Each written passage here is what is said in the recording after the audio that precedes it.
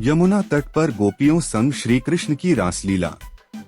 ब्रिजधाम, जहां हर कण में कृष्ण का वास था, वहां की हवा प्रेम और माधुर्य से भरी हुई थी। यमुना की बहती धाराएं जैसे श्री कृष्ण के मधुर स्वर की तरंगों में बह रही थीं। गोवर्धन पर्वत, कदम्ब के वृक्ष और हरी भरी घाटियां कृष्ण की लीलाओं के साक्षी थे। इसी ब्रिजधाम में जब शरद पूर्णिमा का चांद अपनी मधुर चांदनी बिखेरता था, तब यमुना तट पर एक अलौकिक लीला घटित होती थी। रासलीला, वृंदावन की गोपियां और श्री कृष्ण का आकर्षण। गोपियां श्री कृष्ण को अपना सर्वस्व मानती थीं। उनके मन, वचन और कर्म सभी कृष्ण के प्रेम में लीन थे। वे जब अपने घरों में दूध दही मथती, तब भी उनके मन में कृष्ण ही बसे रहते। जब वे यमुना के तट पर जल भरने जाती, तब उनकी आंखें श्री कृष्ण को खोजती। श्री कृष्ण भी अपनी बांसुरी की मधुर तान से उन्हें बुलाया करते थे। उनकी बांसुरी की धुन सुनते ही गोपियां अपने घर बार भूल जाती और उनकी ओर खिंची चली आती। शरद पूर्णिमा की रात्रि, शरद पूर्णिमा की वह रात्रि अनोखी थी।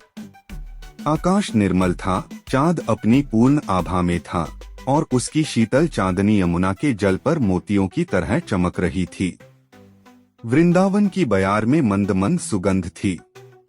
इस दिव्य रात्रि में श्री कृष्ण ने अपनी वंशी बजाई। वंशी की तान सुनते ही गोपियां व्याकुल हो उठीं। कोई दूध मथ रही थी, तो कोई घर के काम में लगी थी। किसी के हाथों से चूड़ियां खनक उठीं, तो किसी के पैरों से पायल झंझना उठी।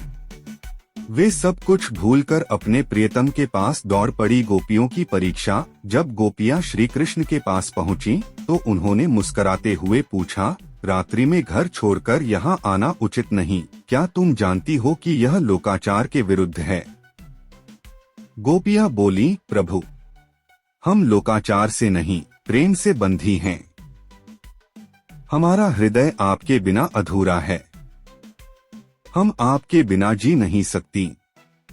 श्री कृष्ण ने मुस्कुराकर उनकी भक्ति को स्वीकार किया और रासलीला का शुभारंभ हुआ।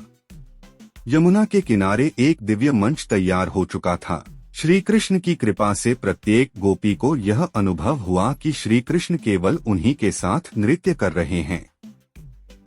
वे सब उनके साथ रास में मग्न हो गईं। देवताओं ने स्वर्ग से पुष्पवर्षा की, गंधर्व गान करने लगे और संपूर्ण ब्रह्मांड इस अलौकिक लीला को देखने को उत्सुक हो उठा। श्री कृष्ण ने अपनी योगमाया से यह अद्भुत चमत्कार किया कि वे हर गोपी के साथ व्यक्तिगत रूप से नृत्य कर रहे थे। गोपियां अपने प्रियतम की मधुर मुस्कान और प्रेम भरी आंखों में खो गईं। रासलीला का भावार्थ। रासलीला केवल एक नृत्य नहीं था, बल्कि यह भक्त और भगवान के प्रेम का सर्वोच्च उदाहरण था। यहाँ श्री कृष्ण ने यह दिखाया कि प्रेम न केवल सांसारिक बंधन है, बल्कि यह आत्मा का परमात्मा से मिलन है। गोपियां सांसारिक बंधनों से मुक्त होकर अपने प्रियतम में लीन हो गई थीं। अंत में श्री कृष्ण का अंतर्धान।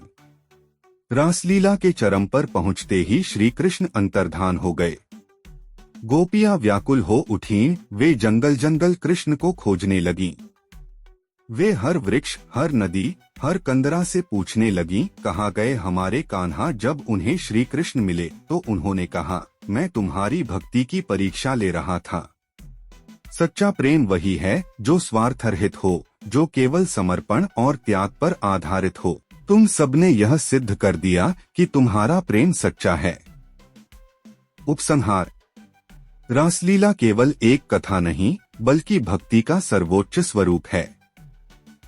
यह प्रेम, त्याग और आत्मसमर्पण का संदेश देती है।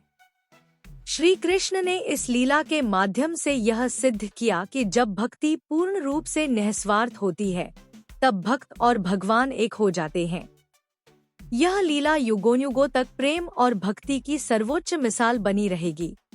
अगर आपको ये वीडियो पसंद आया हो, तो इसे लाइक करें, शेयर करें और अपनी राय कमेंट में बताएं।